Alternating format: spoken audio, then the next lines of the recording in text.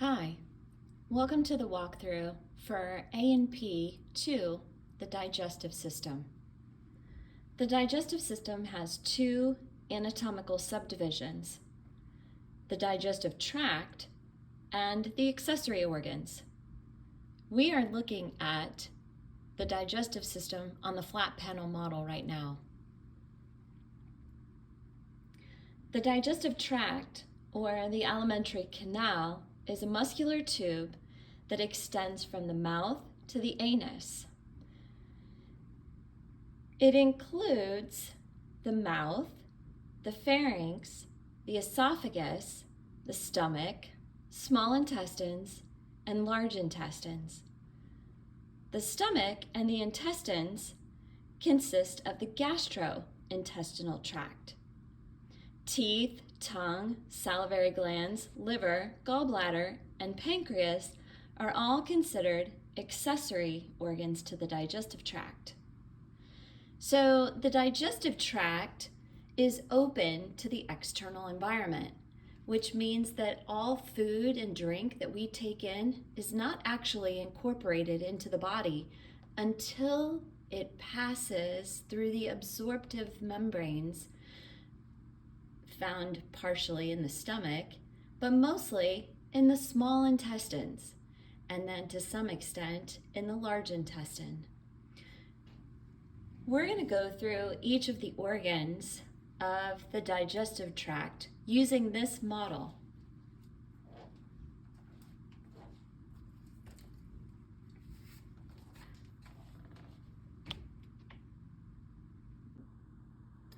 Much of this model should be familiar to you, as we have already used this for the respiratory system and the lymphatic system, as well as the muscular system. Now we are going to focus on the digestive system. Enclosed within the mouth is the tongue. The tongue is a muscular organ. It is held to the floor of the mouth by a lingual frenulum, which is not shown on this model. But if you look in the mirror and hold your tongue up, you will see a piece of tissue that attaches to the bottom of your tongue, and that attaches the tongue to the floor of the mouth. There are also frenulums that hold the lips to the mouth. Those are called labial frenulums. The space between the lips is the oral fissure. And then you have the teeth. The roof of the mouth is made up of the bony palate as well as the soft palate, and the most posterior part of the soft palate at the end is the uvula. The hard palate is bone, and it separates the oral cavity from the nasal cavity. If you run your tongue along the roof of the mouth, you will feel the friction ridges of the palate. When you ingest food, your tongue moves and manipulates the food around between your teeth, between the cheeks, pressing it, allowing for it to be crushed by the teeth, and molded so that it will be in the shape of a bolus to be swallowed. Once it is swallowed, it enters into the pharynx. So this is the oral pharynx right here. Then it's going to pass into the esophagus, which is a long muscular tube that leads to the stomach.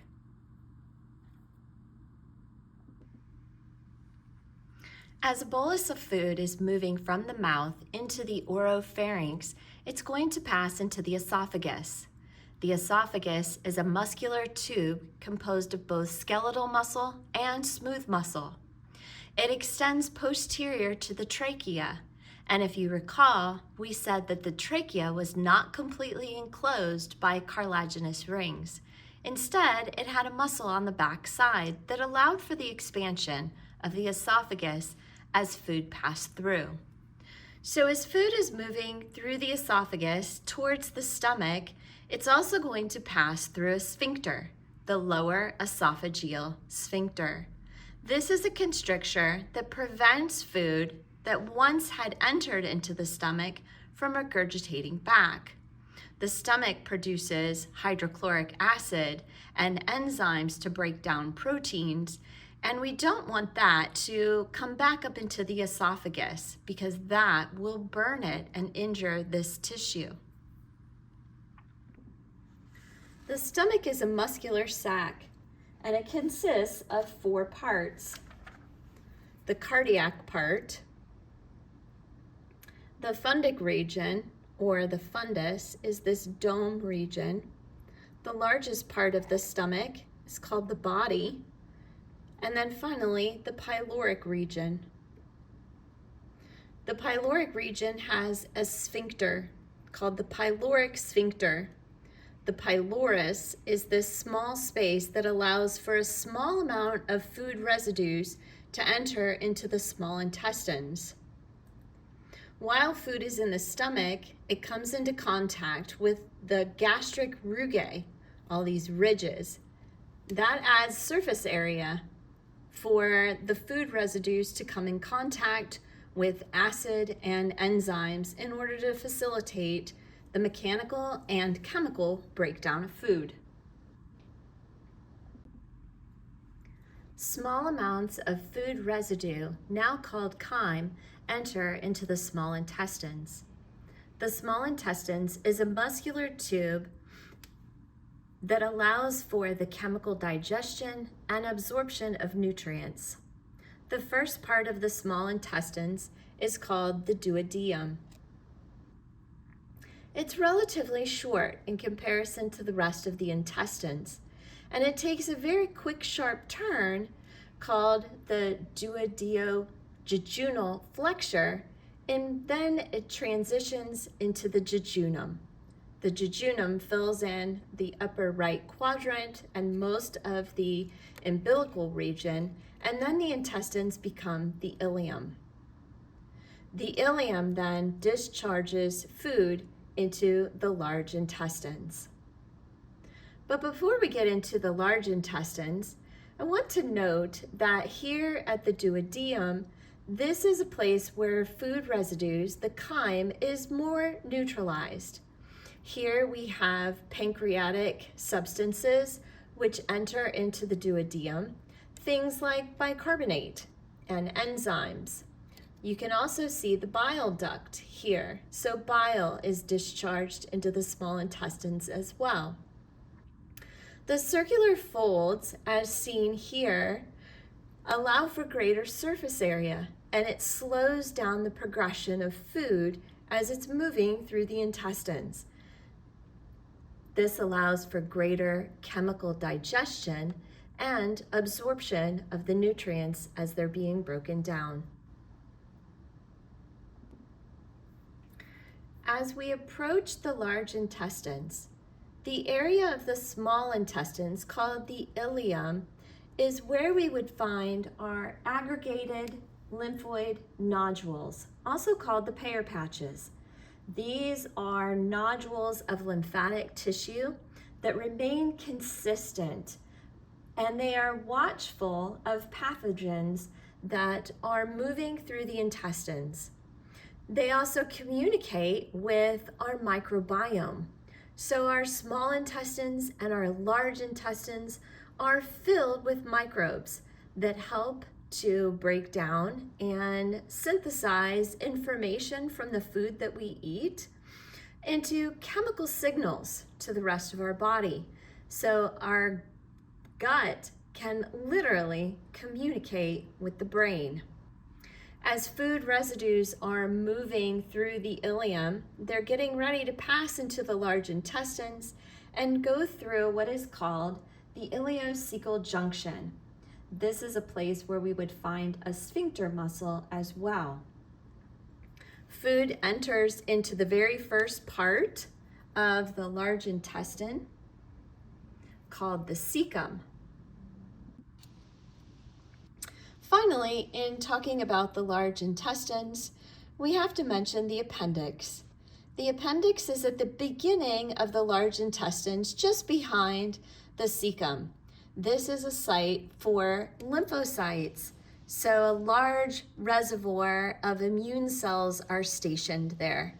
Sometimes the appendix can become inflamed.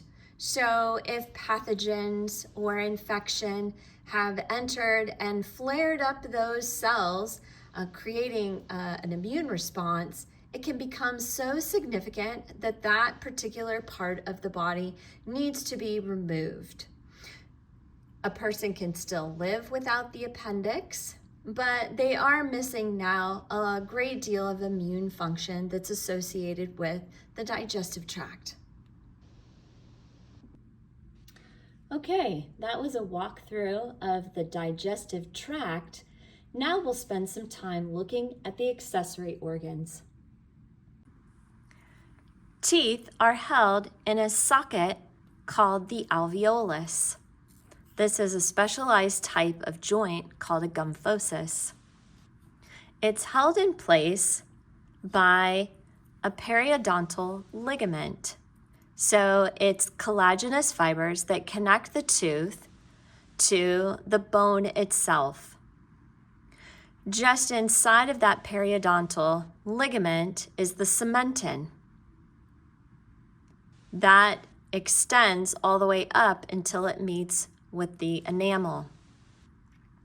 Then on the inside, we have living tissue, and that's called the cementum.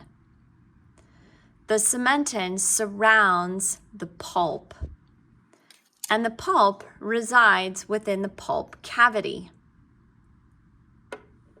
The pulp is also living tissue, and this is where blood vessels and nerves enter into the tooth and supply the living tissue.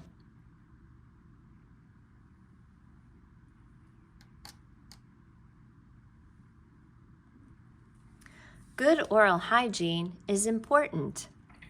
Refraining from a lot of sugary snacks and drinks will help keep the enamel healthy and strong. Enamel is subject to erosion when there is a lot of acid in the mouth. That can lead to its degradation and form cavities. Cavities are bacteria that erode away the tooth and can cause infection. It can get so severe that it goes all the way into the pulp cavity and causes pain. Some people have to have a cavity repaired with a crown or a filling in order to prevent the bacteria and harmful things that enter into the mouth from continuing to erode away the tooth. Good oral hygiene is important. Refraining from a lot of sugary snacks and drinks will help keep the enamel healthy and strong. Enamel is subject to erosion when there is a lot of acid in the mouth. That can lead to its degradation and form cavities. Cavities are bacteria that erode away the tooth and can cause infection. It can get so severe that it goes all the way into the pulp cavity and causes pain. Some people have to have a cavity repaired with a crown or a filling in order to prevent the bacteria and harmful things that enter into the mouth from continuing to erode away the tooth.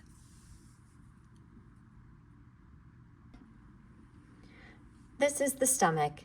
I want to spend just a couple of minutes going over the different layers that make up this muscular sac. First, this organ is covered in a membrane called the serosa. Next, we're going to see what is called a longitudinal muscle. So it runs the length of the whole organ. Then we see a circular muscle, so a deeper layer, and this goes around the organ. And then finally, most internal is the oblique muscle.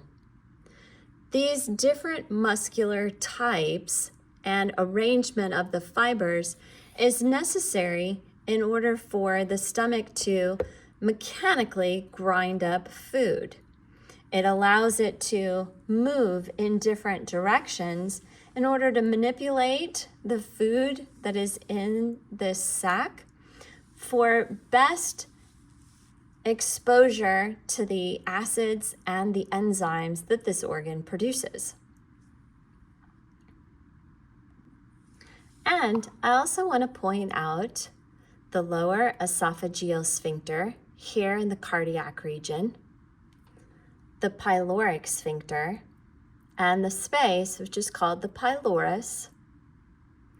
All of these ridges in here are the gastric rugae, and these allow for greater surface area.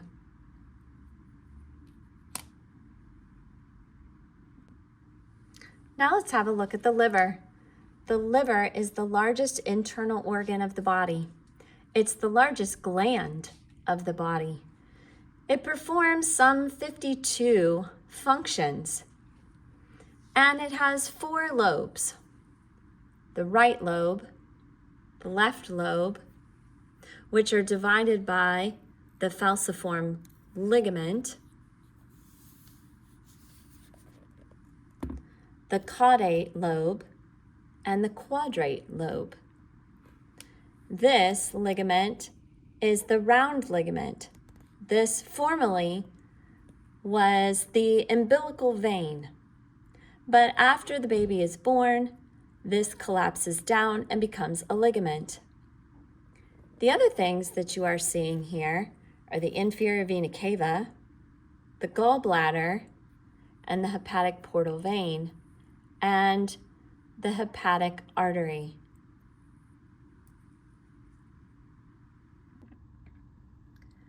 Now let's focus on the histology of the liver. As one of our largest organs inside the body, and with all the functions that it has, we need to look and see where this takes place. These cylindrical columns are called hepatic lobules. In the center, they have a central vein.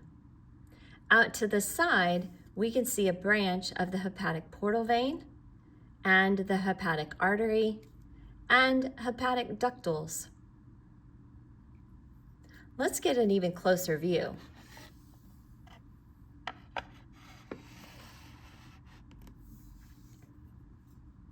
Out from the central vein are sinusoids. The sinusoids are fenestrated capillaries. So we can see the fenestrated epithelial tissue here, which means that it's quite porous, and it allows for the liver to filter the blood that enters into it. As blood is moving into the liver and carrying nutrients or carrying anything really, there are macrophages that are hanging out in the sinusoids waiting for any bacteria or debris that might be in the blood that shouldn't be there. The hepatocytes are the cells that are going to do all of the work, all of the jobs. And one of those is to produce bile. Bile is secreted into bile canaliculi, very small channels that enter into the hepatic ductals. From the hepatic ductals, then it will move on its way through the right and the left hepatic ducts, and then it will converge with a structure called the common hepatic duct and make its way to the cystic duct and the gallbladder. Other things that we know that the liver is responsible for is detoxification. So when blood is filtered through the sinusoids, it is coming directly from the stomach and the intestines. So after a meal, some of the hepatocytes absorb glucose, amino acids, iron, vitamins, and other nutrients for it to metabolize and store. They also remove and degrade hormones, toxins. They're generating bile pigments from the pigments they receive in the blood, and they're processing drugs. So drugs that are taken orally will go through the liver as a first pass for that degrading of that drug. At the same time, they are also responsible for secreting albumin, which is the primary protein of the blood plasma, and many other types of proteins, lipoproteins, clotting factors, angiotensinogen, and many other products are secreted into the blood. Between meals, they're going to break down glycogen and release the glucose into storage. The sinusoids contain those phagocytic cells. They're stellate. They have a star shape. Macrophages, which are going to remove the bacteria and get rid of any debris that comes into the blood from the liver.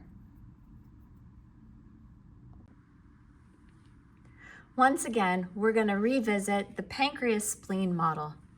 The pancreas is not only an endocrine organ in producing hormones for the management of glucose, but it's also an exocrine gland, which means that it's going to produce enzymes and other chemicals to facilitate the breakdown of food when it enters into the small intestines at the duodenum.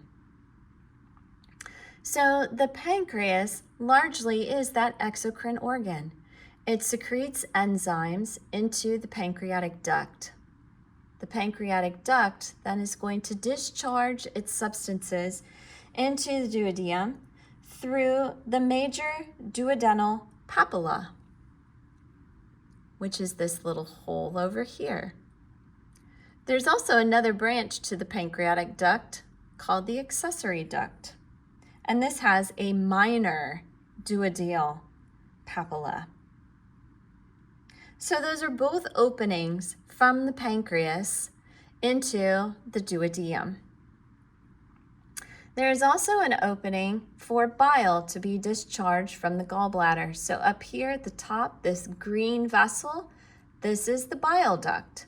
Bile duct is discharging bile directly into the duodenum as well. So we can also see the flexure on here a little bit better. So this is the duodenum coming around here, and where you see it curve, let me just flip this around. See how it curves, and it's curving right there underneath the pancreas. And then it's going to become the jejunum. So this is the duodenojejunal flexure, that curve right there.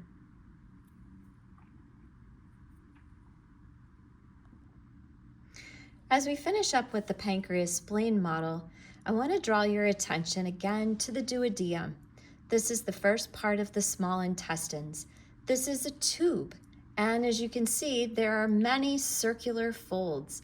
This is just one of many surfaces of contact that our food residues will come into contact with. Now take that image of the tube and cut it, and let's look inside. This up here at the top would be where the food residues would pass through.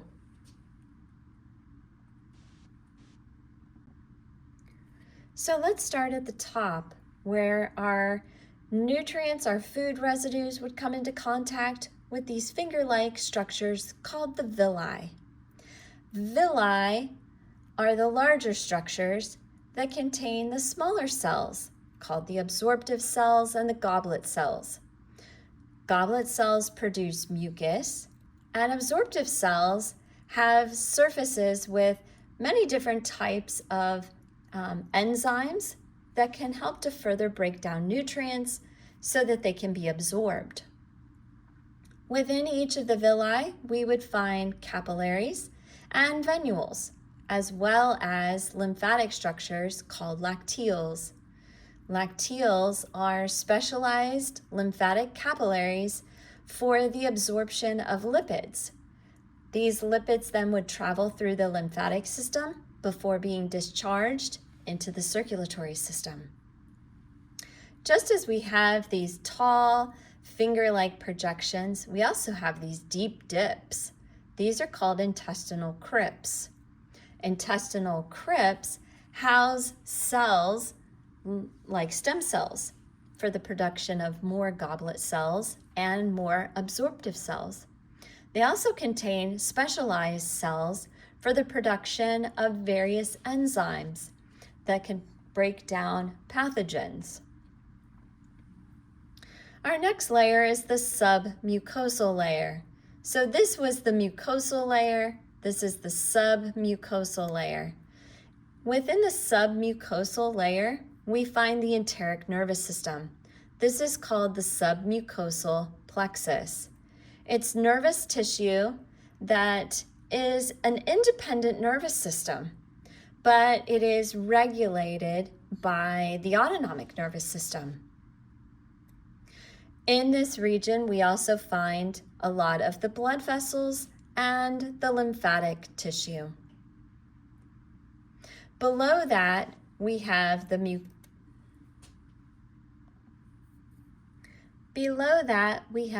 muscularis externa. So there are muscles in here as well. We have an inner circular layer of muscle, and we have an outer longitudinal layer of muscle. And then covering the intestine is the serosa. Within this muscular area, we also find another part of the enteric nervous system. That's the myenteric plexus.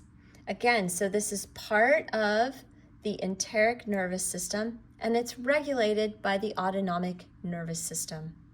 We're also going to find more blood vessels here and lymphatic structures.